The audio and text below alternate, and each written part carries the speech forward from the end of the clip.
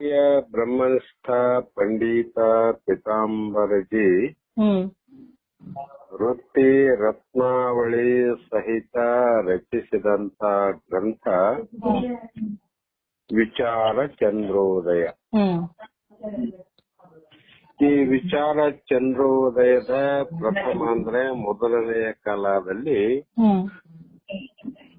ಇಲ್ಲಿವರೆಗೂ ನಾವು ಸುಮಾರು ಆಧ್ಯಾತ್ಮಿಕದ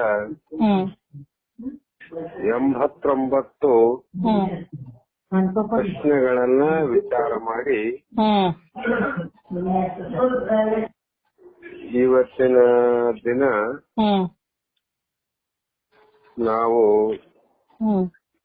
82 ಪ್ರಶ್ನೆಗಳನ್ನ ವಿಚಾರ ಮಾಡಲಾಗಿದ್ದು 83ನೆಯ ಪ್ರಶ್ನೆಯನ್ನ ಆಧಾರವಾಗಿಟ್ಟುಕೊಂಡು ಪ್ರಾರಂಭ ಮಾಡೋಣ.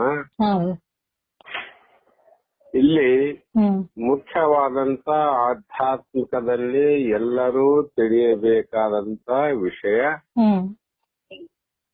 ಪ್ರತಿಯೊಬ್ಬರು ಪಾರಮಾರ್ಥದ ಸಾಧನೆಯಲ್ಲಿ ಅರಿಯುವಂತ ವಿಚಾರ ಅದು ಯಾವುದು ಅಂದ್ರೆ ಮುಮುಕ್ಷತ್ವ ಎಂದರೇನು ಅಂತ ಪ್ರಶ್ನೆ.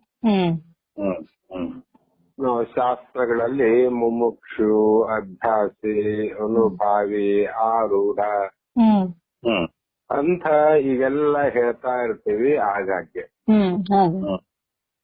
ಇಲ್ಲಿ ಮುಮುಕ್ಷತ್ವ ಎಂದರೇನು ಅಂತ ಪ್ರಶ್ನೆಗೆ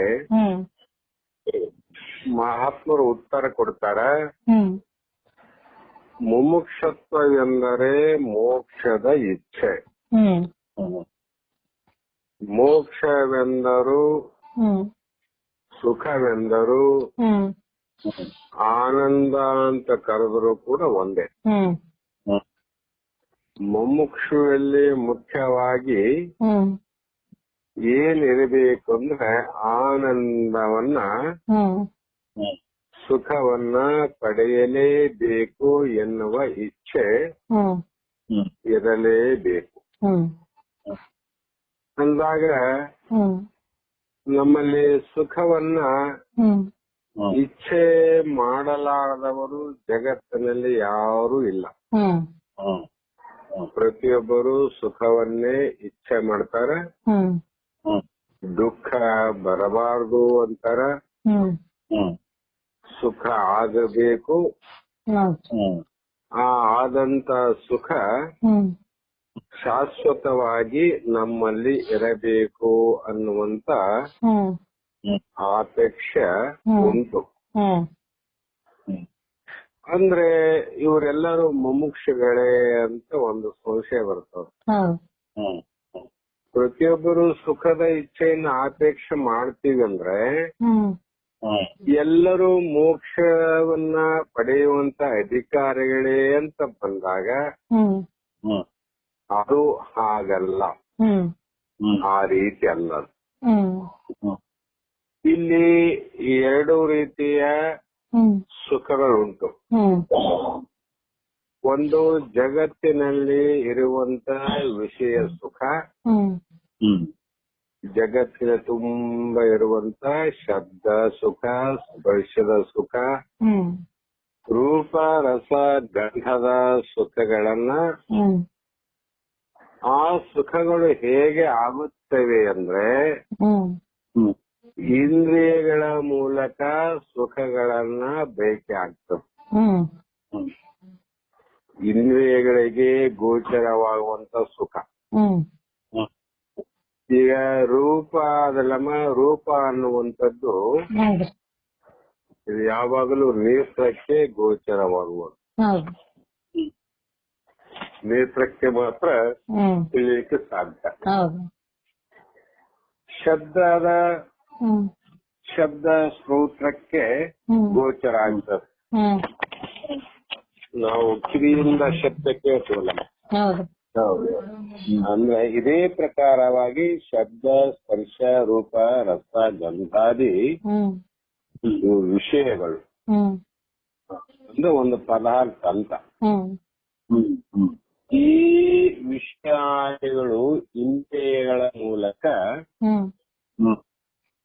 ಪಡೆಯುವಂತ ಸುಖ ಏನದಲ್ಲ ಅದು ವಿಷಯ ಸುಖ ಅಂತ ಕರೀತಾರೆ ಮಹಾತ್ಮ. ಅವೆಲ್ಲ ವಿಷಯ ಸುಖಗಳು. ಈ ವಿಷಯ ಸುಖಗಳನ್ನ ಬಯಸ್ತಕ್ಕಂಥವರೇ ಜಗತ್ತಿನ ತುಂಬಾ ಇರುವಂತ ಪ್ರತಿಯೊಂದು ಜೀವಿಗಳು. ಆದರೆ ಇವರೆಲ್ಲರೂ ಮುಮುಕ್ಷುಗಳು ಎನಿಸುವುದಿಲ್ಲ. ಸುಖದ ಅಪೇಕ್ಷೆ ಅದಲ್ರಿ. ಸುಖದ ಇಚ್ಛೆ ಮಾಡೋವನೇ ಮುಮುಕ್ಷಂದ್ರು. ಎಲ್ಲರೂ ಇಚ್ಛೆ ಮಾಡ್ತೇವಿ. ಎಲ್ಲರೂ ಮುಮುಕ್ಷುಗಳು ಆಗಲಿಕ್ಕೆ ಸಾಧ್ಯವೇ ಅಂದ್ರೆ ಅಲ್ಲ. ಇಲ್ಲಿ ಸುಖ ಆನಂದ ಅಂದ್ರೆ ಏನು ಅಂದ್ರೆ ಸರ್ವ ದುಃಖಗಳ ಅತ್ಯಂತಿಕ ನಿವೃತ್ತಿ, ಪರಮಾನಂದ ಪ್ರಾಪ್ತಿಯ ಮೋಕ್ಷವೇ ಅದು ಸುಖ ಅಂದ್ರು. ಇದು ವಿಷಯಾದಿಗಳಿಂದ ಪಡೆಯುವಂತ ಸುಖ ಅಲ್ಲ, ಇಂದ್ರಿಯಗಳಿಂದ ಪಡೆಯುವಂತ ಸುಖ ಅಲ್ಲ. ಇದು ನಿರ್ವಿಷಯದಿಂದ ಇಂದ್ರಿಯಗಳಿಗೆ ಅಗೋಚರವಾಗಿರತಕ್ಕಂತ ಏನು ಸುಖ ಅದ, ಆನಂದ ಅದ, ಆ ಆನಂದವನ್ನ ಪಡೆಯಬೇಕನ್ನುವುದೇ ಮುಮುಕ್ಷುಗಳ ವಿಚಾರ. ಅಂತ ಅದಕ್ಕ ಬಯಸುವವರೇ ಮುಮುಕ್ಷುಗಳು. ಈ ಮುಮುಕ್ಷುಗಳಲ್ಲೂ ಕೂಡ ಎರಡು ಭಾಗ. ಒಂದನೆಯದು ಮಂದ ಮುಮುಕ್ಷುಗಳು, ಇನ್ನೊಂದು ತೀವ್ರ ಮುಮುಕ್ಷುಗಳು. ಎರಡು ಭಾಗ. ಮಂದ ಮುಮುಕ್ಷು ಅಂತ ಯಾರಿಗೆ ಕರಿಬೇಕು ಅಂದ್ರೆ ಅವನಿಗೆ ಪ್ರಪಂಚ ಸುಖವೂ ಬೇಕು ಮತ್ತು ಮೋಕ್ಷವೂ ಬೇಕು. ವಿಷಯಾದಿಗಳ ಸುಖನೂ ಬೇಕು, ನಿರ್ವಿಷಯದ ಆನಂದವೂ ಬೇಕು ಎಂದು ಬಯಸುವವರು ಮಂದ ಮುಮುಕ್ಷುಗಳು ಅಂದ್ರು. ಅವರು ಮಂದ ಅಧಿಕಾರಿಗಳು. ಮುಮುಕ್ಷುವೇ ಸರಿ, ಆದ್ರೆ ಮಂದ ಮುಮುಕ್ಷು ಅಂತ. ಆದರೆ ಸಂಸಾರದ ತಾಪತ್ರಯ ಎಂಬ ಅಗ್ನಿಯಲ್ಲಿ ಬೆಂದು, ಸಂಸಾರ ತಾಪತ್ರಯ ಅಂದ್ರೆ ನೋಡ್ರಿ, ಸಂಸಾರದಲ್ಲಿ ಅನಂತ ದುಃಖ. ಸಂಸಾರ ಅಂದ್ರೆ ಕೊನೆಯ ಮಟ್ಟ ಜನನ ಮತ್ತು ಮರಣ ದುಃಖ. ಮತ್ತೆ ಆಧ್ಯಾತ್ಮಿಕ ದುಃಖಗಳು ಅಂತ ಮುಂದೆ ಹೇಳ್ತಾರ ಅವರು. ಈ ತಾಪಗಳಲ್ಲಿ ಅಂದ್ರೆ ಇವೆಲ್ಲ ಅಗ್ನಿ ಸ್ವರೂಪ ಅಂತ. ಬೆಂಕಿಯ ಸಮೀಪ ಯಾರು ಹೋಗ್ತಾರಂದ್ರೆ ಅವನು ಸುಟ್ಟೇ ಬಿಡ್ತದ. ಸ್ವಾಮಿ ಮುಡ್ತಾನಂದ್ರೆ ಸ್ವಾಮಿ ಕೈ ಸುಡ್ತದ. ಭಕ್ತ ಮುಡ್ತಾನಂದ್ರೆ ಭಕ್ತನ ಕೈಯು ಸುಡ್ತದ. ಬ್ರಹ್ಮಚಾರಿ ಮುಟ್ಟಿದ್ರು ಅವ್ರ ಕೈ ಸುಡ್ತದ. ಈ ರೀತಿಯಾಗಿ ಈ ತಾಪತ್ರಯಗಳು, ಸಂಸಾರ ಅನ್ನುವಂತ ದುಃಖ ಎಲ್ಲರಿಗೂ ತಾಪವನ್ನು ಕೊಡ್ತಾರೆ. ಈ ಕಾರಣದಿಂದ ಮುಮುಕ್ಷು, ತೀವ್ರ ಮುಮುಕ್ಷಾದವನು ಇದರಿಂದ ಕೂಡಲೇ ಪಾರಾಗುತ್ತೆ. ಈ ಬೆಂಕಿ ಎಲ್ಲಿ ಇದೆ ಆ ಜಾಗದಿಂದ ನಾನು ಕೂಡಲೇ ಅಂದ್ರೆ ತಕ್ಷಣವೇ. ತಕ್ಷಣ ಅಂದ್ರೆ ಏನ್ರಿ ಅಂದ್ರೆ ಶಾಸ್ತ್ರಗಳಲ್ಲಿ ಈ ಜನ್ಮದಲ್ಲೇ, ಈ ಕ್ಷಣದಲ್ಲೇ ನಾವು ಇದರಿಂದ ಪಾರಾಗಬೇಕು ಅನ್ನುವಂತ ಭಾವದಿಂದ ಕೂಡಲೇ ಮೋಕ್ಷವೊಂದೇ ನಮಗೆ ಬೇಕು. ಈ ಸಂಸಾರ ಇಹ ಸುಖ ಸಾಕು, ಮೋಕ್ಷದ ಆನಂದವೇ ಬೇಕು ಎಂದು ತೀವ್ರವಾಗಿ ಪ್ರಯತ್ನ ಮಾಡುವಂತವರೇ ತೀವ್ರ ಮುಮುಕ್ಷುಗಳು. ಇದರಲ್ಲಿ ಉದಾಹರಣೆ ಕೊಡ್ತಾರ. ಹೇಗಂದ್ರೆ, ಅಕಸ್ಮಾತ್ ಒಂದು ಮನೆಯಲ್ಲಿ ಎಲ್ಲರೂ ಮಲಗಿದಂತ ಸಂದರ್ಭದಲ್ಲಿ ಆ ಮನೆಗೆ ಬೆಂಕಿ ಹೊತ್ತಿಕೊಂಡಾಗ ಆ ಮೊದಲು ಯಾವ ವ್ಯಕ್ತಿ ಆ ಮನೆಯಲ್ಲಿ ಒಡೆಯನಿದ್ದಾನೋ ಅದನ್ನು ನೋಡಿದ ತಕ್ಷಣ ತಾನು ಮೊದಲು ಪ್ರಾಣ ಉಳಿಸಿಕೊಳ್ಳುವ ಸಲುವಾಗಿ ನಾನು ಹೊರಗಡೆ ಹೋಗಬೇಕು, ಪಾರಾಗಬೇಕು ಅಂತ ಬೆಂಕಿ ಬಿದ್ದ ಮನೆಯಿಂದ ಓಡಿ ಹೊರಗಡೆ ಬರ್ತಾನ. ಆಮೇಲೆ ನೀರಿನಲ್ಲಿ ಮುಳುಗಿದವನು ನೀರಿನಿಂದ ಮೇಲಕ್ಕೆ ಬರಲು ಹೇಗೆ ಸರ್ವ ರೀತಿಯ ಪ್ರಯತ್ನಗಳನ್ನು ಮಾಡುತ್ತಾನೋ ಅದರಂತೆ ಮೋಕ್ಷದ ಇಚ್ಛೆಯೂ ಸಹ ತೀವ್ರವಾಗಿರಬೇಕು. ಆವಾಗ ಮನೆಯಲ್ಲಿ ಎಲ್ಲರ ಜೊತೆ ಮಲಗಿನಲ್ಲಮ್ಮ,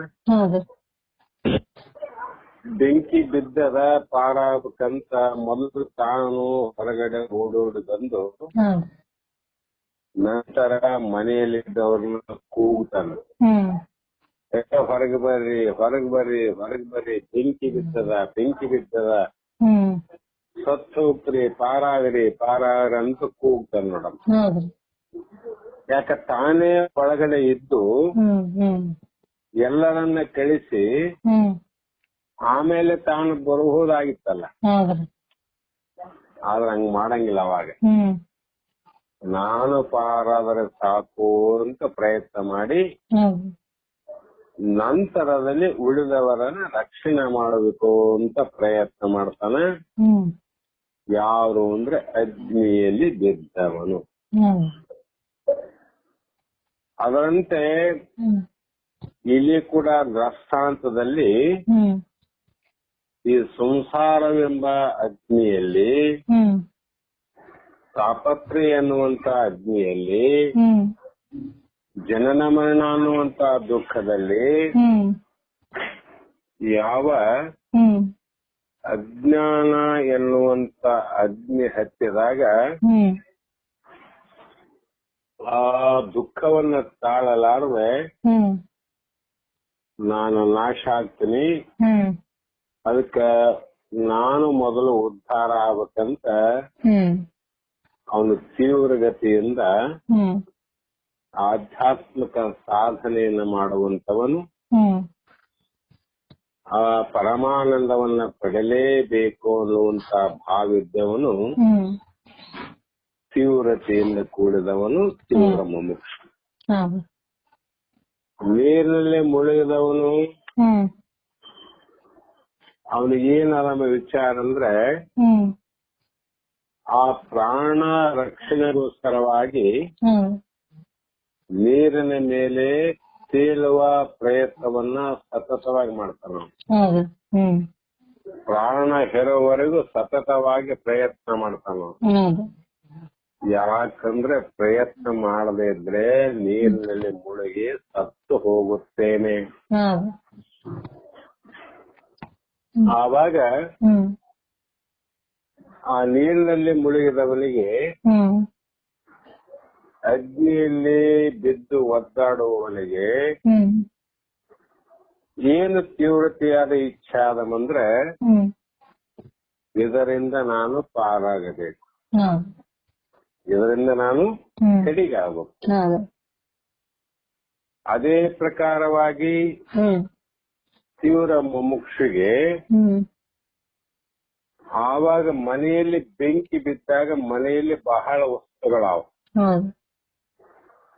ಮನೆಯಲ್ಲಿ ಬೆಳ್ಳಿ, ಬಂಗಾರ, ವಸ್ತ್ರ, ಬಟ್ಟೆ, ಹ್ಮ್ ದುಡ್ಡು ಹ್ಮ್ ಎಲ್ಲವೂ ಇದ್ರೂ ಕೂಡ ಹ್ಮ್ ಅವನಿಗೆ ಆ ವಿಷಯಗಳನ್ನ ಹಣದ ಕಡೆಯಾಗಲಿ ತನ್ನ ಸಂಪತ್ತಿನ ಕಡೆಗೆ ಆಗಲಿ ಹ್ಮ್ ಅವನು ಪ್ರಯತ್ನ ಮಾಡಂಗಿಲ್ಲ. ಅವಾಗ ಹೌದು ಅವು ಹಾಳಾಗ್ತವಂತ ಪ್ರಯತ್ನ ಮಾಡಂಗಿಲ್ಲ. ಹೌದು ಮೊದಲು ನಾನು ಪಾರಾಗಬೇಕು ಅಂತ ಪ್ರಯತ್ನ ಮಾಡ್ತಾನೆ. ಹ್ಮ್ ಹೌದಿಲ್ಲ? ಹೌದು ಅದೇ ಪ್ರಕಾರವಾಗಿ ಹ್ಮ್ ಸರ್ವ ವಿಷಯ ಸುಖಗಳನ್ನ ಹ್ಮ್ ತ್ಯಾಗ ಮಾಡಿ ಹ್ಮ್ ಆ ವಿಷಯಗಳ ಆಲೋಚನೆಯನ್ನ ಹೆಚ್ಚಿಗೆ ಮಾಡಲಾರದೆ ಹ್ಮ್ ಇವೆಲ್ಲವೂ ಕೂಡ ಹ್ಮ್ ನನ್ನನ್ನ ರಕ್ಷಣೆ ಮಾಡುವವು ಅಲ್ಲ. ಹ್ಮ್ ಅದಕ್ಕೆ ಹ್ಮ್ ಇವುಗಳ ವಿಚಾರವನ್ನ ಮಾಡದೆ ಹ್ಮ್ ತನ್ನ ಉದ್ಧಾರವನ್ನ ಮಾಡಿಕೊಂಡು ಹ್ಮ್ ಅತ್ಯಂತ ದುಃಖ ನಿವೃತ್ತಿ ಪರಮಾನಂದ ಪ್ರಾಪ್ತಿ ರೂಪ ಆನಂದವೇ ಪಡೆಯಬೇಕು ಅಂತ ಹ್ಮ್ ಇಚ್ಛೆ ಮಾಡುವನೇ ತೀವ್ರ ಹ್ಮ್ ಮುಮುಕ್ಷು. ಹೌದು ಮಂದ ಹಾಗಲ್ಲ. ಹ್ಮ್ ಬೆಂಕಿ ಬಿದ್ದದಂತ ಗೊತ್ತಿದ್ರು ಕೂಡ ಮನೆಯಲ್ಲಿರ್ತಕ್ಕಂಥ ಸಾಮಾನು ಸುಟ್ಟು ಹೋಗ್ತಾವಂತ ಹ್ಮ್ ಆ ಸಾಮಾನುಗಳನ್ನ ವಸ್ತುಗಳನ್ನ ಸಂಗ್ರಹಿಸುವುದರೊಳಗಾಗಿ ಹ್ಮ್ ಅಗ್ನಿ ಎನ್ನುವಂಥದ್ದು ಹ್ಮ್ ಮನೆ ತುಂಬಾ ಆವರಿಸುತ್ತೆ. ಹೌದು ಯಾಕಂದ್ರೆ ಸಮಯ ಹೋಯ್ತು ಅಂತ. ಹೌದು ಈ ರೀತಿ ಮಂದನೆಗೂ ಮತ್ತು ತೀವ್ರ ಮುಮುಕ್ಷುಗೂ ಇರುವಂತ ವ್ಯತ್ಯಾಸ ಅಂತ ಹೇಳಿ ಹ್ಮ್ ಅದಕ್ಕೆ ಮೋಕ್ಷದ ಇಚ್ಛೆಯೂ ಸಹ ತೀವ್ರವಾಗಿರಬೇಕು.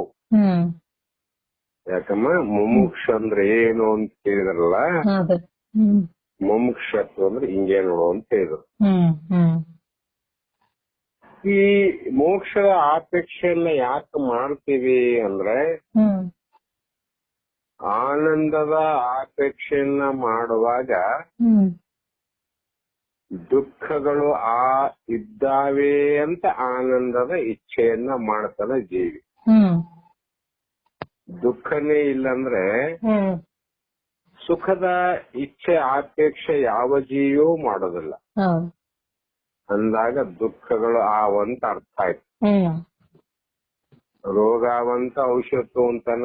ಹ್ಮ್ ರೋಗ ಇಲ್ಲಂದ್ರೆ ಔಷಧ ಅವಶ್ಯಕತೆ ಇಲ್ಲಲ್ಲ. ಹೌದು ಅದಕ್ಕೆ ಎಲ್ಲರಿಗೂ ದುಃಖ ಇದೆ ಅಂತ ಹೇಳಿನೇ ಹ್ಮ್ ಸುಖದ ಅಪೇಕ್ಷೆಯನ್ನು ಮಾಡುತ್ತೇವೆ. ಹೌದು ಅಂದಾಗ ಹ್ಮ್ ಆ ದುಃಖಗಳು ಎಷ್ಟು ಪ್ರಕಾರ, ಹ್ಮ್ ಅವು ಯಾವುವು, ಹ್ಮ್ ಅದರ ಲಕ್ಷಣ ಏನು ಅಂದ್ರೆ ಹ್ಮ್ ಉತ್ತರದಲ್ಲಿ ದುಃಖಗಳು 3 ಪ್ರಕಾರ ಅಂತ ಮೊದಲೇ ಹೇಳಿ, ಹ್ಮ್ ಅದು ಒಂದನೆಯದು ಆಧ್ಯಾತ್ಮಿಕ, ಹ್ಮ್ ಎರಡನೆಯದು ಆದಿ ಭೌತಿಕ, ಹ್ಮ್ ಮೂರನೆಯದು ಹ್ಮ್ ಆದಿ ದೈವಿಕಗಳೆಂದು 3 ಪ್ರಕಾರದ ದುಃಖಗಳು. ಹ್ಮ್ ಇಲ್ಲಿ ನಾಮ ಸಂಕೀರ್ತ ಹೇಳಿದ್ರಷ್ಟೆ. ಹ್ಮ್ ನಾಮ ಅಂದ್ರೆ ಅವುಗಳ ಹೆಸರನ್ನ ಹೇಳಿದ್ರು. ಹ್ಮ್ ಈಗ ಕೆಳಗಡೆ ಅದರ ಲಕ್ಷಣವನ್ನು ಹೇಳ್ತಾ, ಹ್ಮ್ ಆಧ್ಯಾತ್ಮಿಕ ದುಃಖ ಎಂದರೇನು? ಹ್ಮ್ ಸ್ಥೂಲ ಸೂಕ್ಷ್ಮ ದೇಹಗಳಲ್ಲಿ ತೋರಿ ಬರುವ ಹ್ಮ್ ಆದಿ ಮತ್ತು ವ್ಯಾಧಿಗಳೆಂಬ 2 ವಿಧವಾದ ಹ್ಮ್ ದುಃಖಗಳಿಗೆ ಆಧ್ಯಾತ್ಮಿಕ ದುಃಖವೆಂದು ಹೆಸರು. ಹ್ಮ್ 3 ದೇಹ ಅವಲಂಬ, 3 ದೇಹದಲ್ಲಿ ಹ್ಮ್ ಸ್ಥೂಲ ಸೂಕ್ಷ್ಮ ದೇಹ ಇವೆರಡು ತಗೋಬೇಕಿಲ್ಲಿ. ಹ್ಮ್ ಈ 2 ದೇಹದಲ್ಲಿ ಹ್ಮ್ ಆದಿ ಅಂತ ಒಂದು, ವ್ಯಾಧಿ ಅಂತ ಇನ್ನೊಂದು. ಹ್ಮ್ ಈ ಆದಿ ವ್ಯಾಧಿ ದುಃಖಗಳಿಗೆ ಆಧ್ಯಾತ್ಮಿಕ ದುಃಖ ಅಂತ ಕಾಣು. ಹ್ಮ್ ಆದಿ ಮತ್ತು ವ್ಯಾಧಿಗಳಿಗೆ ವ್ಯತ್ಯಾಸ ಏನಂದ್ರೆ ಹ್ಮ್ ನಮ್ಮ ಮನಸ್ಸಿನಲ್ಲಿ ಹುಟ್ಟುವ ಕಾಮ ಕ್ರೋಧಾದಿಗಳಿಂದಲೂ ಹ್ಮ್ ನಮ್ಗೇನಮ್ಮ ಕಾಮ ಕ್ರೋಧ ಮೋಹ ಅಂತ ಏನ್ ಹೇಳ್ಯಾರಲ್ಲ, ಹೌದ್ರಿ. ಹ್ಮ್ ಇವುಗಳಿಂದಲೂ ಹ್ಮ್ ಮತ್ತು ಹ್ಮ್ ನಮಗೆ ಆಗುವ ಹಸಿವೆ ಮತ್ತು ನೀರಡಿಕೆಗಳಿಂದಲೂ ಹ್ಮ್ ಉಂಟಾಗುವ ದುಃಖಕ್ಕೆ ಆದಿ ದುಃಖವೆಂದು ಹೆಸರು. ಹ್ಮ್ ಹೌದು. ಇವು ಎಲ್ಲಿ ಉಂಟಾಗ್ತಾವ ಅಂದ್ರೆ ಹ್ಮ್ ಸೂಕ್ಷ್ಮವಾದ ಶರೀರದಲ್ಲಿ. ಹ್ಮ್ ಕಾಮಕ್ರೋಧಗಳು ಅಲ್ಲೇನೆ. ಹ್ಮ್ ಕಾಮ ಕ್ರೋಧ ಆದಾಗ ನಮಗ್ ದುಃಖ ಆಗುತ್ತಲ್ಲ, ಹೌದ್ರಿ. ಮತ್ತೆ ಹಸಿವು ನೀಡಿಕೆ ಆದಾಗ ದುಃಖ ಆಗ್ತವೆ. ಹೌದು. ಇವಕ್ಕ ಆದಿ ದುಃಖ ಅಂತ ಹೇಳಿ. ಹ್ಮ್ ಇನ್ನು ಸ್ಥೂಲ ದೇಹದಲ್ಲಿ ಹ್ಮ್ ಯಾವ ದುಃಖ ಇದರಿಂದ ದುಃಖ ಆಗ್ತದಂದ್ರೆ ಹ್ಮ್ ವಾತದಿಂದಲೂ ಪಿತ್ತದಿಂದಲೂ ಕಫ, ಹ್ಮ್ ಇವು ಮೂರರಿಂದ ಹ್ಮ್ ಇವು ಮೂರರ ವ್ಯತ್ಯಾಸದಿಂದ ಹ್ಮ್ ನಮ್ಗೇನಾದ್ರೂ ಸ್ಥೂಲ ದೇಹಕ್ಕೆ ಒಂದು ರೋಗ ಅನ್ನುವಂಥದ್ದು, ಹ್ಮ್ ಯಾವುದೇ ಒಂದು ದುಃಖ ಅನ್ನುವಂಥದ್ದು ಆಗುತ್ತದೆ ಎಂದರೆ ಹ್ಮ್ ಅದು ವಾತ ಪಿತ್ತ ಕಫಗಳ ವ್ಯತ್ಯಾಸದಿಂದ. ಹ್ಮ್ ಇವುಗಳಲ್ಲಿ ಏನು ಬರ್ತದ ಅಂದ್ರೆ ಜ್ವರ ಬರ್ತದ, ನೆಗಡಿ ಬರ್ತದ, ಹ್ಮ್ ತಲೆ ಸೂಲು ಬರ್ತದ, ಹ್ಮ್ ಹೊಟ್ಟೆ ನೋವು ಬರ್ತದ, ಹ್ಮ್ ಹಲವು ರೋಗಗಳು ಬಂದು ದುಃಖ ಪಡ್ತಾವ. ಹೌದು. ಈ ರೋಗಿಗಳಿಗೆ ಹ್ಮ್ ವ್ಯಾಧಿ ಅಂತ ಹೆಸರು. ಹೌದು. ಮೊದಲದ್ದು ಕಾಮಕ್ರೋಧಾದಿಗಳಿಂದ ಹುಟ್ಟುವ ಆದಿ ದುಃಖ, ಹ್ಮ್ ಸ್ಥೂಲ ದೇಹಕ್ಕೆ ತೋರುವಂತ ಹ್ಮ್ ಜ್ವರ ಇತ್ಯಾದಿ ರೋಗಗಳಿಗೆ ವ್ಯಾಧಿ ದುಃಖ. ಹ್ಮ್ ಮತ್ತು ಇವುಗಳಲ್ಲಿ ಹ್ಮ್ ಈ ಆದಿ ಮತ್ತು ವ್ಯಾಧಿ ಹ್ಮ್ ಇವುಗಳಲ್ಲಿ ಮತ್ತೆ ಮೂರು ಭಾಗವನ್ನ ಮಾಡಬೇಕು. ಹ್ಮ್ ಒಂದನೇದು ಕರ್ಮಜ ದುಃಖ, ಹ್ಮ್ ಎರಡನೇದು ಧಾತುಜ ರೋಗ, ಹ್ಮ್ ಮೂರನೇದು ಗ್ರಹಜವೆಂದು ಮೂರು ಭಾಗ ಅಂತ. ಹ್ಮ್ ಈ ಕರ್ಮಜ ಅನ್ನುವಂತ ಹ್ಮ್ ದುಃಖ ಯಾವಾಗ ಯಾರಿಂದ ಆಗ್ತದ, ಯಾಕೆ ಆಗ್ತದ ಅಂದ್ರೆ ಹ್ಮ್ ಆ ದುಃಖವನ್ನ ಕೊಡಲಿಕ್ಕೆ ಬೇರೆ ಯಾರು ಕಾರಣರು ಅಲ್ಲ, ಹ್ಮ್ ಯಾರು ಕರ್ತೃಗಳು ಅಲ್ಲ. ಹ್ಮ್ ಕಾರಣ ಇಲ್ಲ, ಕರ್ತೃತ್ವ ಇಲ್ಲ ಅಂದಾಗ ದುಃಖ ಹೆಂಗಾಗ್ತವಂತ ಒಂದು ಪ್ರಶ್ನೆ ಬರ್ತಾವ. ಹೌದು. ಅದಕ್ಕೆ ಅವರು ವಿಶೇಷವಾಗಿ ಶಬ್ದ ಪ್ರಯೋಗ ಮಾಡಿದ್ರು ಹ್ಮ್ ಕರ್ಮಜ ಅಂತ. ಹ್ಮ್ ಕರ್ಮಜ ಅಂದ್ರೆ ಏನು ಅಂದ್ರೆ ಹ್ಮ್ ಪೂರ್ವಜನ್ಮ ಕೃತಂ ಪಾಪಂ ವ್ಯಾಧಿ ರೂಪೇಣ ಬಾಧಿತಂ.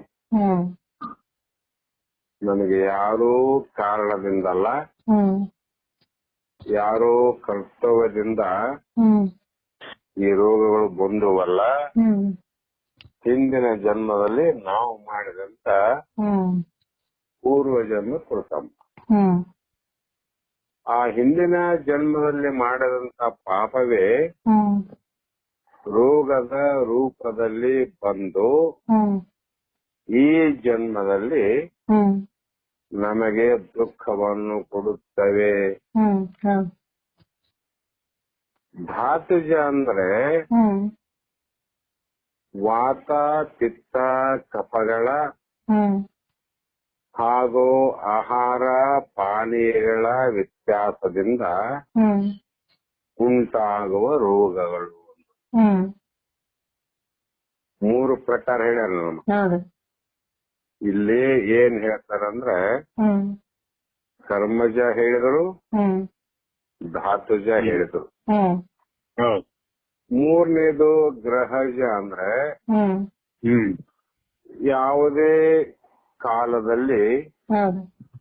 ಗ್ರಹಗತಿಗಳು ಅಂತ ಇರ್ತಾವ್ರಿ. ಹೌದು. ಇದನ್ನ ಕರ್ಮಕಾಂಡದಲ್ಲಿ ಬಹಳ ಪ್ರಸಿದ್ಧಿಯಾಗಿರ್ತಕ್ಕಂಥ ಅನುಭವ. ಹ್ಮ್ ಗುರು ಆ ಮನೆಗಿದ್ದಾನ, ಹ್ಮ್ ಶನಿ ಮನೆಗೆ, ಶುಕ್ರ ಮನೆಗೆ. ಹ್ಮ್ ಈ ಗ್ರಹದ ಗತಿಗಳು ಬದಲಾವಣೆ ಆಗ್ತಾವ. ಹ್ಮ್ ಯಾಕೆ ಬದಲಾವಣೆ ಆಗ್ತಾವಂದ್ರೆ ಕಾಲ ಚಕ್ರ ಬದಲಾವಣೆ ಆದಂತೆ ಗ್ರಹಗಳ ಗತಿಗಳು ಕೂಡ ಬದಲಾವಣೆ ಆಗ್ತಾ ಆಗ್ತಾ ಹೋಗ್ತಾವ. ದಕ್ಷಿಣಾಯನ, ಉತ್ತರಾಯಣ ಇವೆಲ್ಲ ಕಾಲಗಳು ಬದಲಾವಣೆ ಆದಂತೆ ಗ್ರಹಗತಿಗಳ ಮನೆ ಕೂಡ ಬದಲಾವಣೆ ಆಗ್ತಾವ. ಅಥವಾ ಭೂತ ಪ್ರೇತ ಪಿಶಾಚಗಳಿಂದ ಉಂಟಾಗುವ ದುಃಖಗಳು ಇವೆಲ್ಲ ಅನುಭವಕ್ಕಾಗ ನೋಡ್ರಿ. ದೆವ್ವ ಹಿಡ್ದದ, ಭೂತ ಹಿಡ್ದದ, ಪಿಶಾಚಿ ದುಃಖ ಕೊಡಕತ್ತದ, ಇವೆಲ್ಲ ದುಃಖಗಳು ಉಂಟು. ಈ ದುಃಖಗಳಿಗೆ ಗ್ರಹಜ ದುಃಖ ಎನ್ನುತ್ತಾರೆ ಅಂತ ಏನ್ ಹೇಳಿದ್ರಿ? ಆಧ್ಯಾತ್ಮಿಕ ದುಃಖದ ಬಗ್ಗೆ ಹೇಳಿದ್ರು. ಇದರಲ್ಲಿ 3 ಪ್ರಕಾರ. ಈ ದುಃಖಗಳಿಗೆ ಇನ್ನೊಂದು ಸ್ವಲ್ಪ ಹೇಳಬೇಕಾಗ್ಯದ. ನೆನಪು ಹೋದ್ರೆ ಮತ್ತೆ ಸಂಶಯ ಆಗ್ತದೆ. ಈ ಪೂರ್ವ ಜನ್ಮದ ಕೃತಂ ಪಾಪಂ ಅಂತ ಏನ್ ಹೇಳಿದ್ರಲ್ರಿ, ಇವನ್ನ ಏನು ಮಾಡೋದು ಅಂದ್ರೆ ಧಾತುರ್ಯದಿಂದ ಬಂದಂತ ರೋಗವನ್ನ ಕೆಳೆದುಕೊಂಡಂತೆ ಕೆಳೆದುಕೊಳ್ಳಲು ಬರುವುದಿಲ್ಲ. ಯಾವ್ದು ಬರೋದ್ರಿ? ಪೂರ್ವ ಜನ್ಮದ್ದು. ಆ ಜನ್ಮದಲ್ಲಿ ಮಾಡಿದ ಪಾಪ ಈ ಜನ್ಮದಲ್ಲಿ ಯಾವುದೇ ಕಾಯಿಲೆಯಿಂದ ದುಃಖ ಕೊಡುತ್ತಿತ್ತು ಅಂದ್ರೆ ಅದನ್ನ ವೈದ್ಯರಿಂದ ಕಳೆದುಕೊಳ್ಳಲಿಕ್ಕೆ ಸಾಧ್ಯ ಇಲ್ಲ. ಇವು ಧಾತುಜದಿಂದ ಬಂದಂತ ರೋಗವನ್ನ ವೈದ್ಯರ ಉಪಚಾರದಿಂದ ನಿವೃತ್ತಿ ಆಗ್ತದೆ. ಮತ್ತು ಗ್ರಹಜ ಅಂದ್ರೆ ಗ್ರಹಗತಿಗಳ ಬದಲಾವಣೆಯಿಂದ ಆಗ್ತಕ್ಕಂತ ದುಃಖ ಯಾವುದೇ ಒಂದು ರೀತಿಯಿಂದ ನಿವೃತ್ತಿಯನ್ನ ಮಾಡಿಕೊಳ್ಳಲಿಕ್ಕೆ ಅವಕಾಶ. ಭೂತ ಪ್ರೇತಗಳಿಂದ ಪಿಶಾಚಿಗಳಿಂದ ನಮಗೇನಾದ್ರೂ ದುಃಖ ಆಗ್ತಿತ್ತಂದ್ರೆ ಇದನ್ನ ಮಂತ್ರವಾದಗಳಿಂದ ಅದನ್ನ ನಿವೃತ್ತಿ ಮಾಡಿಕೊಳ್ಳಲಿಕ್ಕೆ ಬರುತ್ತದೆ. ಆದ್ರೆ ಪೂರ್ವ ಜನ್ಮಕೃತ ಪಾಪಂ, ಈ ರೀತಿ ಹಿಂದಿನ ಜನ್ಮದಲ್ಲೇ ನಾವು ಮಾಡಿದ ಪಾಪದ ಅನುಗುಣವಾಗಿ ಈ ಶರೀರದಲ್ಲಿ ದುಃಖ ಕೊಡ್ತಿತ್ತು ಅಂದ್ರೆ ಅದನ್ನ ನಾವು ಅನುಭವಿಸಿ ತೀರಬೇಕು. ಅರ್ಥ ಆಯ್ತಲ್ಲ? ಅದನ್ನ ಅನುಭವಿಸಲೇಬೇಕು. ಯಾಕಂದ್ರೆ ಅನುಭವ ಮಾಡಲಾದ ಅದು ನಿವೃತ್ತಿ ಆಗೋದಿಲ್ಲ. ಹೀಗೆ ಆಧ್ಯಾತ್ಮಿಕ ದುಃಖವನ್ನು ಹೇಳಿ ಆದಿ ಭೌತಿಕ ದುಃಖವೆಂದರೇನು? ಭೌತಿಕ ದುಃಖ ಅಂದ್ರೆ ಶರೀರ ಅಂದ್ರೆ ಸ್ವಸಂಘಾತಕ್ಕಿಂತ ಅಂದ್ರೆ ಶರೀರ ಮೊದಲುಗೊಂಡು ಅಹಂಕಾರ ಪರ್ಯಂತರ ಭಿನ್ನವಾಗಿದ್ದು ನೇತ್ರಾದಿ ಇಂದ್ರಿಯಗಳಿಗೆ ಗೋಚರವಾಗುವ. ನೇತ್ರ ಅಂದ್ರೆ 5 ತಗೊಳ್ಬೇಕಮೇಲೆ ವಾಕ್, ಪಾಣಿ, ಪಾದ, ಗುದ, ಗುಹ್ಯ ಅಂತ ಬಿಡಬೇಕು. ನೇತ್ರಾದಿ ಅಂತ ಜ್ಞಾನೇಂದ್ರಿಯಗಳನ್ನ ತಗೋಬೇಕು. ಈ ಇಂದ್ರಿಯಗಳಿಗೆ ಗೋಚರವಾಗುವ ಪಂಚ ಮಹಾಭೂತಗಳಿಂದ ಪಂಚ ಮಹಾಭೂತಗಳಿಂದ ಅಥವಾ ಈ ಯಾವ ಪಾಪಕ್ಕೂ ಸಂಬಂಧ ಇಲ್ಲ, ಪಿಶಾಚಿಗೆ ಸಂಬಂಧ ಇಲ್ಲ, ಗ್ರಹಗತಿಗೂ ಸಂಬಂಧ ಇಲ್ಲದಂತ ಕೆಲವು ಹಾವು ಚೋಳು ಅಂತ ಹಾವು ಕಡದ ದುಃಖ ಆಗ್ತದ, ಚೋಳು ಕಡದ ದುಃಖ ಆಗ್ತದ. ಮತ್ತೆ ಕೆಲವು ಸಲ ಕಳ್ಳರು ಮನೆಯನ್ನ ಕನ್ನ ಹಾಕಿದ ಸಂದರ್ಭದಲ್ಲಿ ಆ ದುಃಖ ಕೂಡ ಆಗ್ತದೆ. ಈ ರೀತಿ ದುಃಖಗಳಿಗೆ ಆದಿ ಭೌತಿಕ ದುಃಖ ಅಂತ ಕರೆದು, ಇದು ಆಧ್ಯಾತ್ಮಿಕ ದುಃಖ ಅಲ್ಲ ನೋಡಮ್ಮ, ಆದಿ ಭೌತಿಕ ದುಃಖ. ಮತ್ತ ಆದಿ ದೈವಿಕ ದುಃಖ ಅಂದ್ರೆ ಏನು ಅಂದ್ರೆ ಸ್ವಸಂಘಾತಕ್ಕಿಂತ ಭಿನ್ನವಾಗಿತ್ತು. ನಮ್ಮ ಇಂದ್ರಿಯಗಳಿಗಿಂತ ಭಿನ್ನವಾಗಿತ್ತು. ಹಾವು ಚೋಳು ಇವೆಲ್ಲ ನಮ್ ಕಣ್ಣಿಗೆ ಕಾಣ್ತಾವಲ್ಲ, ಆದರೆ ಇವುಗಳಿಗಿಂತ ಬೇರೆಯಾಗಿರುವಂತ ದೇವತೆಗಳಿಂದಾಗಲಿ,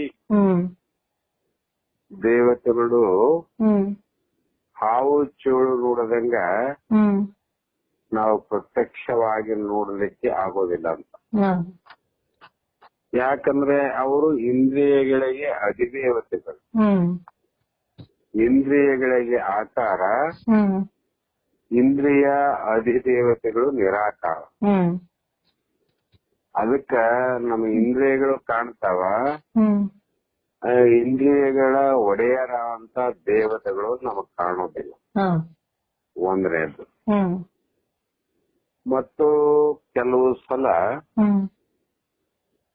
ನಮಗೆ ಗೊತ್ತಿಲ್ಲದಂತೆ ಕಾಣದಂತೆ ಇರುವ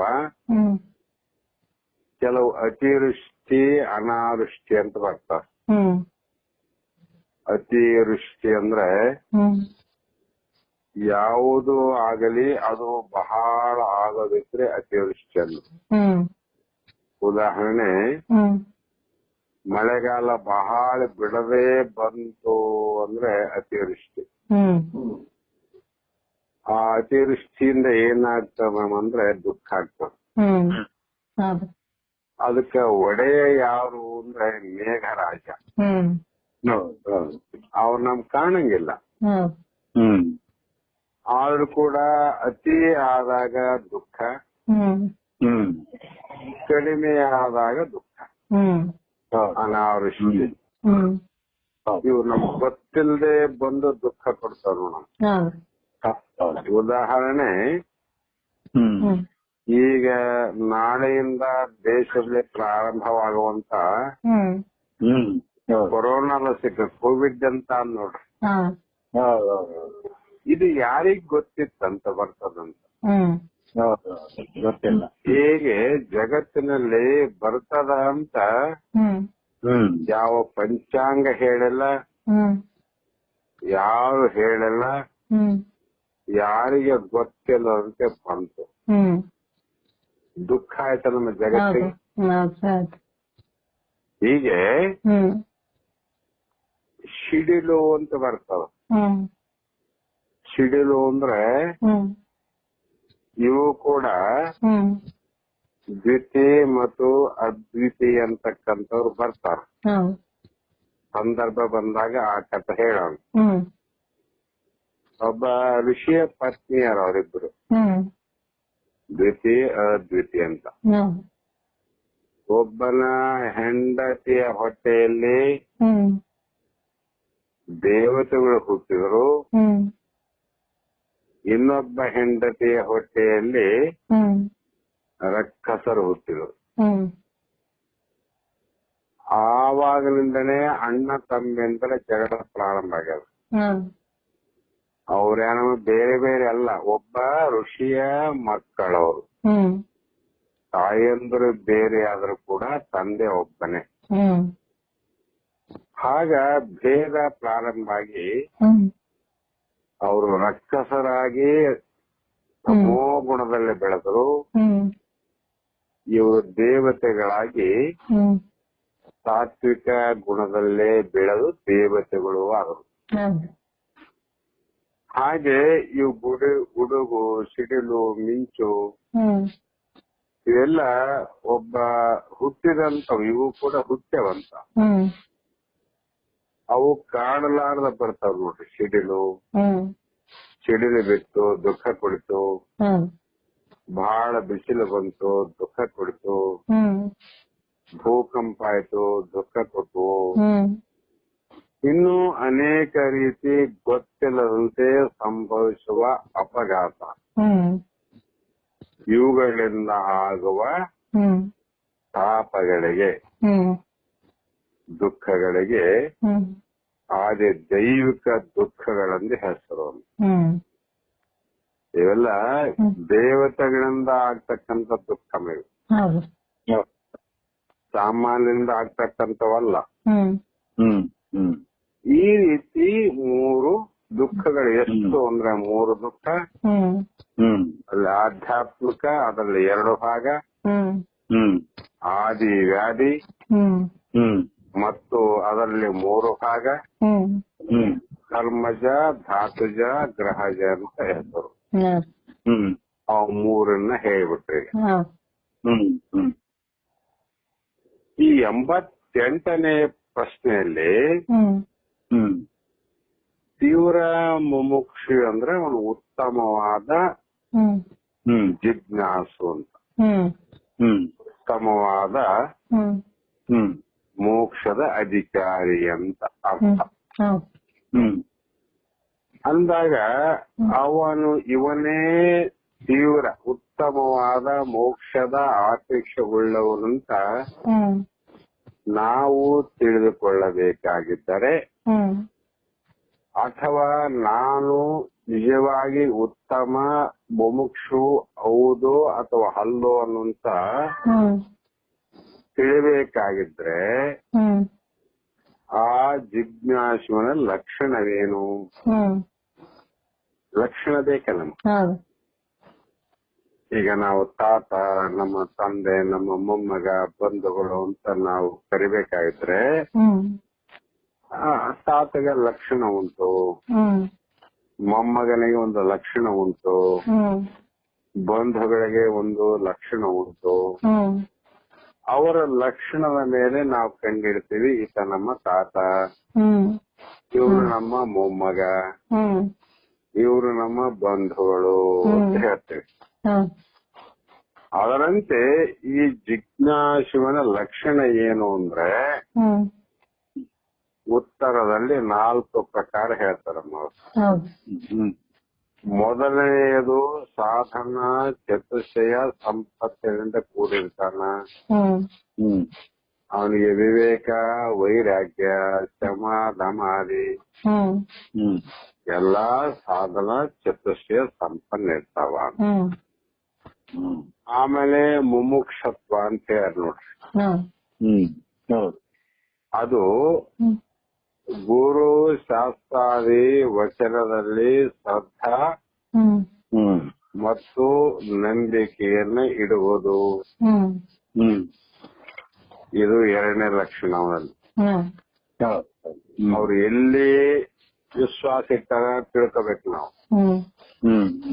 ಗುರುಶಾಸ್ತ್ರಾದಿಗಳಲ್ಲೇ ನಂಬಿಕೆ, ಅದು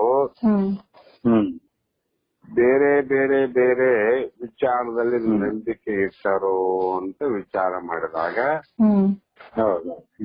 ಜಿಜ್ಞಾಸು ಗುರುಶಾಸ್ತ್ರಾದಿ ವಚನದಲ್ಲಿ ನಂಬಿಕೆ ಇರುವುದು 2ನೇದು. ಅಂತ ಜಿಜ್ಞಾಸು ಯಾವಾಗಲೂ ತರ್ಕವನ್ನ ಮಾಡಲಿಕ್ಕೆ ಹೋಗೋದಿಲ್ಲ. ಅಂದ್ರೆ ತರ್ಕ ಮಾಡಬಾರದು ಅಂತ ಅರ್ಥ ಅಲ್ಲ.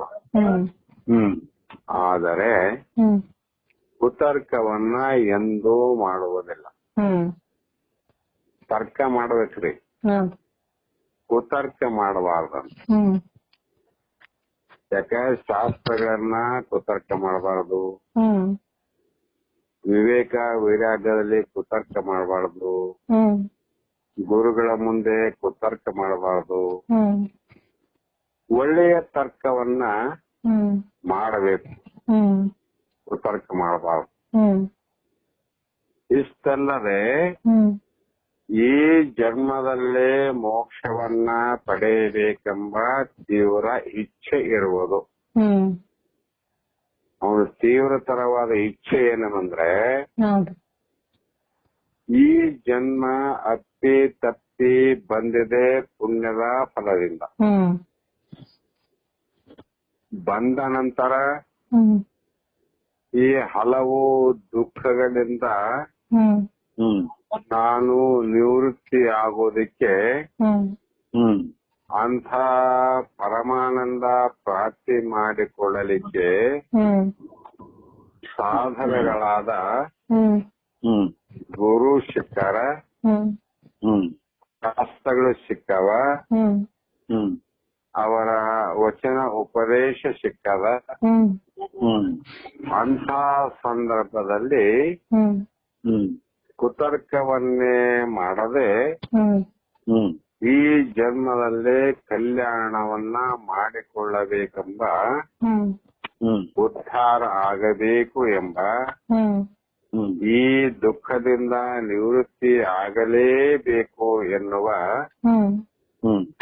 ತೀವ್ರ ಅಪೇಕ್ಷೆ ಇರುವುದು. ಈ 4 ಉತ್ತಮನಾದ ಜಿಜ್ಞಾಸುವಿನ ಲಕ್ಷಣಗಳು. ಉತ್ತಮವಾದ ಅಧಿಕಾರಿ, ಮೋಕ್ಷದ ಅಪೇಕ್ಷೆ ಉಳ್ಳ ಅಧಿಕಾರಿ ಲಕ್ಷಣಗಳು. ಸರಿ, ಇಷ್ಟು ನೋಡ್ಬೇಕ್ರಿ. ಈಗ ಬೇರೆಯವರು ಕೂಡ ತಿಳ್ಕೋಬೇಕು. ಇವರು ಉತ್ತಮವಾದ ಜಿಜ್ಞಾಸುಗಳು ಹೌದು ಅಲ್ಲ ಅಂತ ಗೊತ್ತಾಗ್ತದೆ. ಮತ್ತೆ ನಮ್ಮದು ಕೂಡ ನಮಗ್ ಗೊತ್ತಾಗ್ತದೆ. ನಮ್ಮದು ತೀವ್ರ ಎಲ್ಲಿ ಆದ ಅಪೇಕ್ಷೆ. ಈ ರೀತಿಯಾಗಿ ಇನ್ನು ಉತ್ತಮ ಜಿಜ್ಞಾಸುವಿನ ಕರ್ತವ್ಯವೇನು?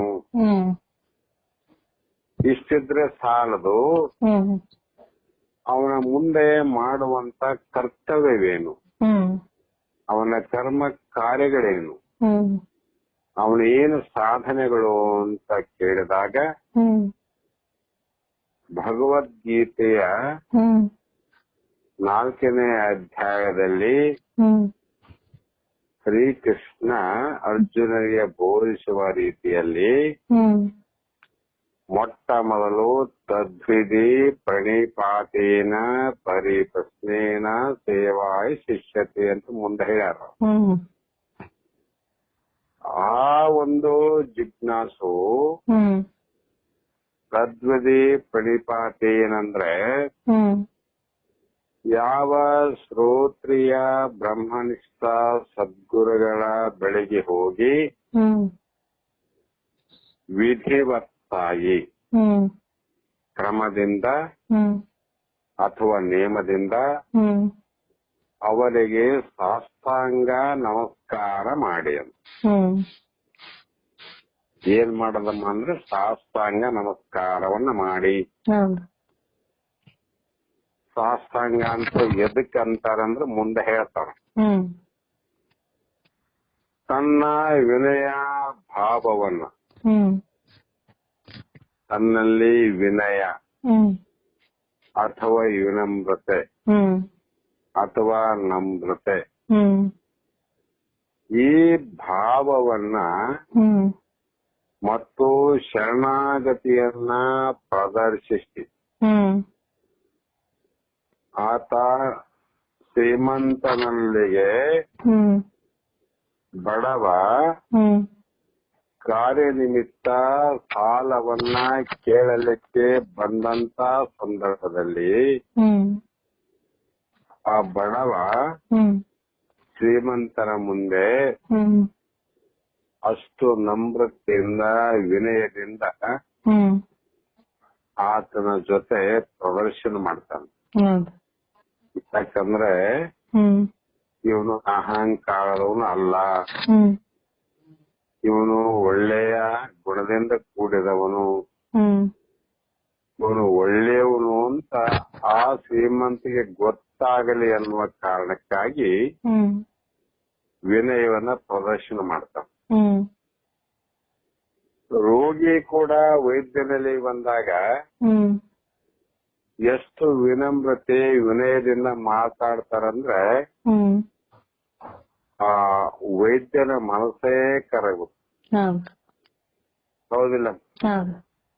ಹೋದ ತಕ್ಷಣ ಏನ್ರಿ ನನಗೆ ಹಿಂಗಾಗದ ಔಷಧ ಕೊಡ್ರಿ ಅಂತ ಕೇಳಂಗಿಲ್ಲ, ಎಂದು ಕೇಳಂಗಿಲ್ಲ. ಕೇಳಿದವನು ರೋಗಿನೇ ಅಲ್ಲ ಅಂತ.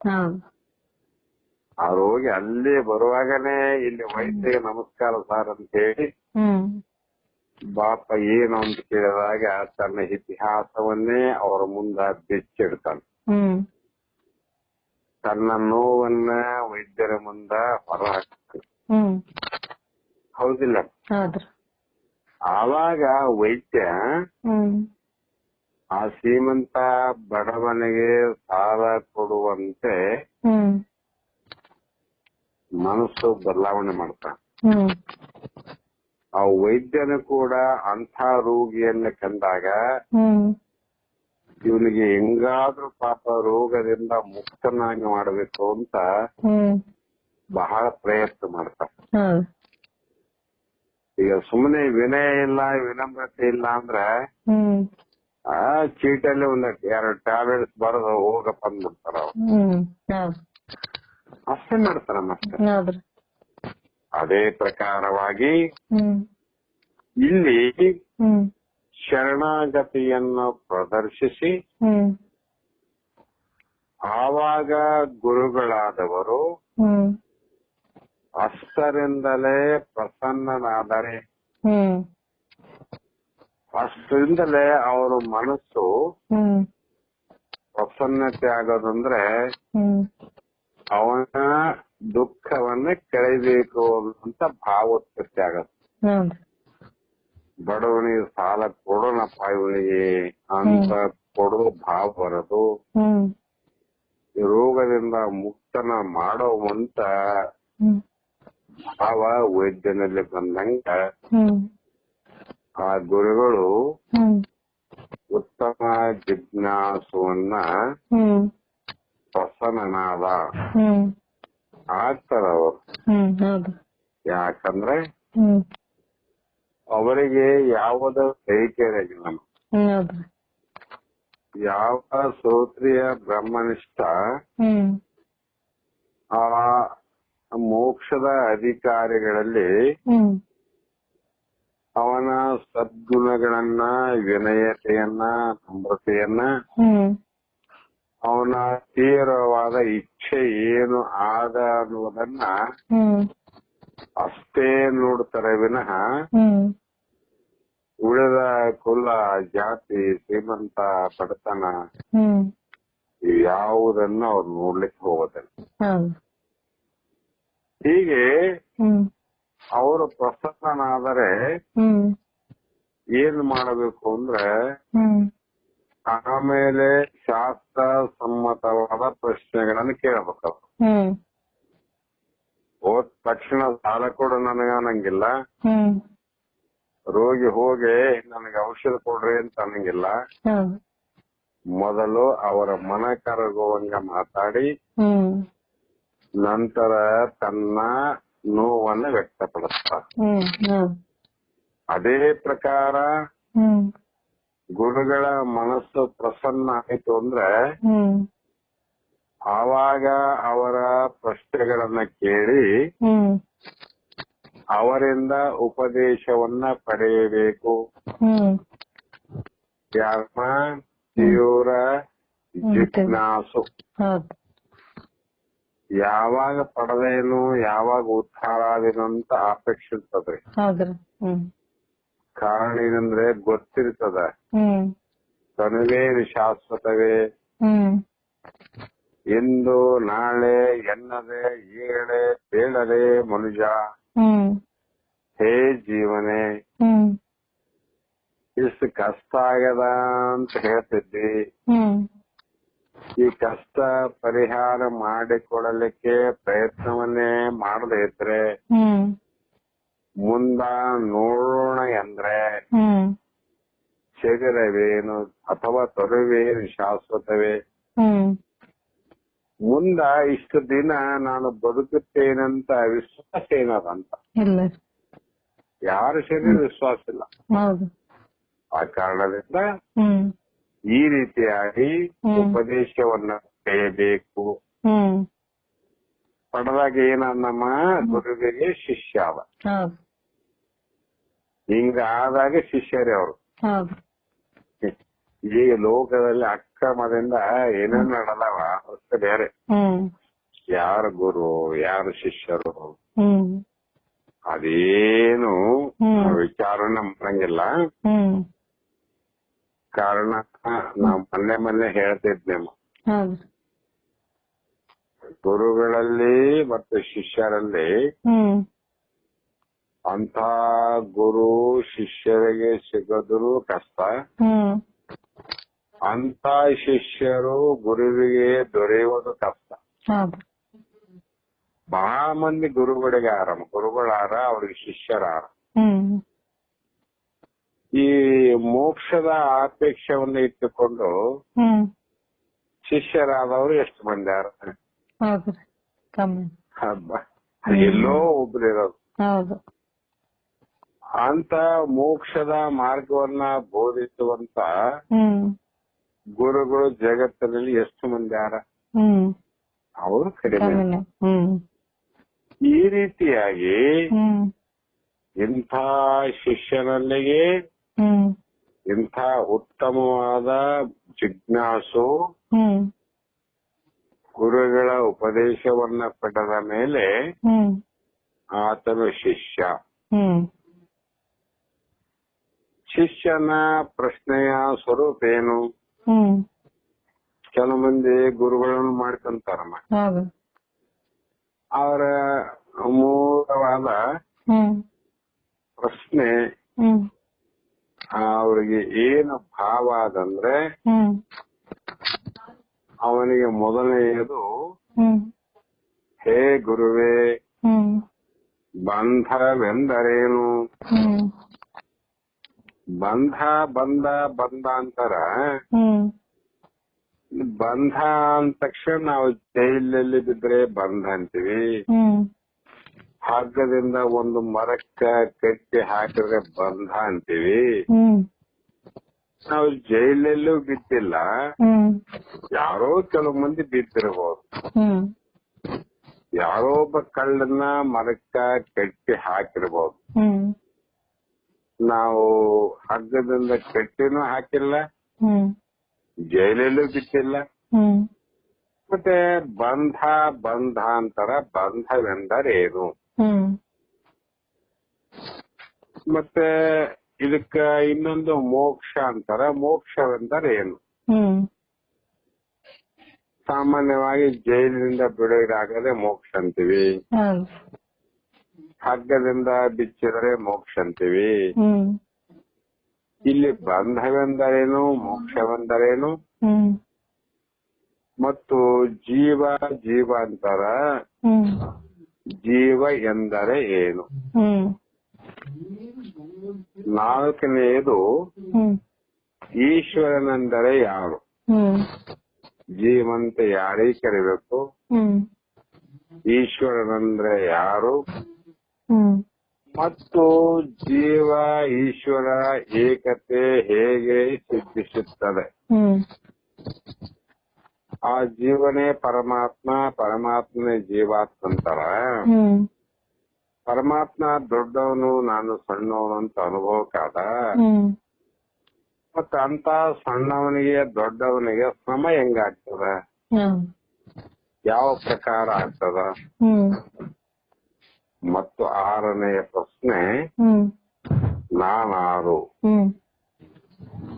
ಇದರಲ್ಲಿ ಬಂಧಕ್ಕೆ ಒಳಗಾದವನೇ ಅಥವಾ ಮೋಕ್ಷದ ಸ್ವರೂಪನೇ ಅಥವಾ ಜೀವನೋ ಈಶ್ವರನು?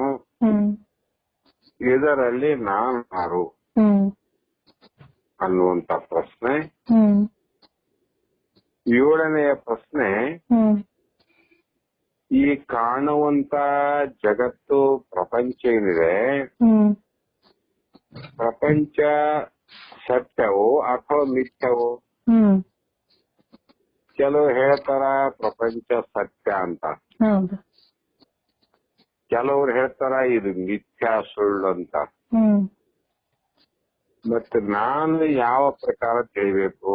ಹ್ಮ್ ಮಿಥ್ಯ ಅಂತಾನೆ ತಿಳಿಲೋ ಹ್ಮ್ ಅಥವಾ ಸತ್ಯ ಅಂತಾನೆ ನಂಬಲೋ?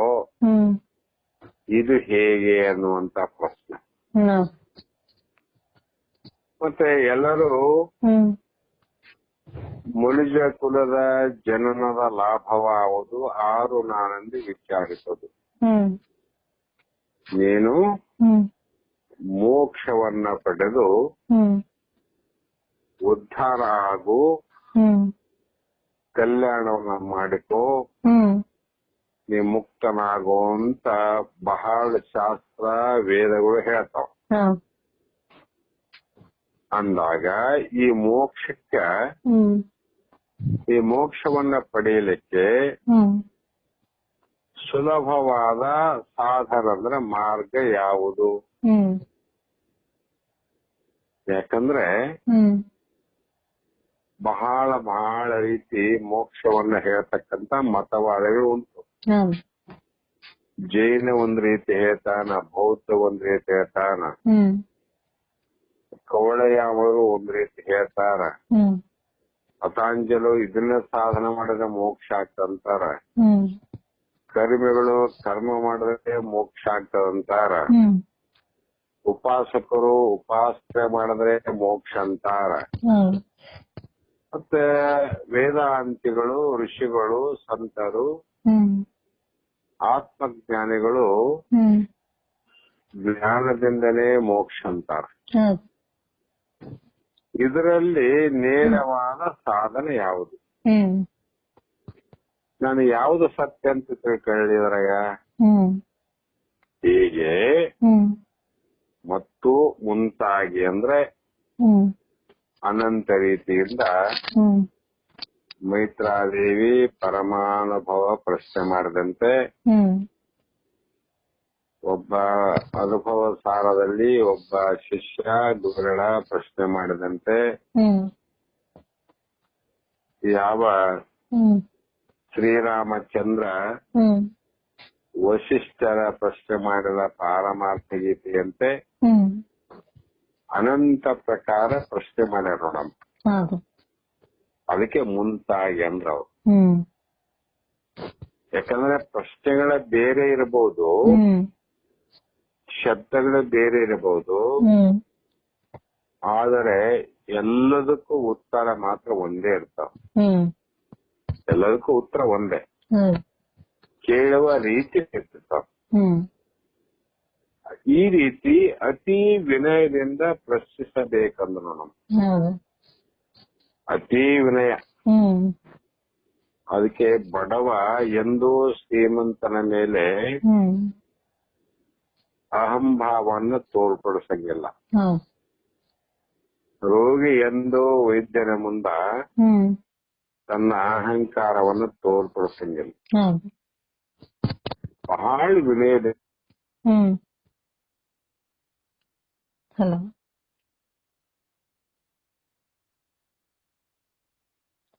ಹಲೋ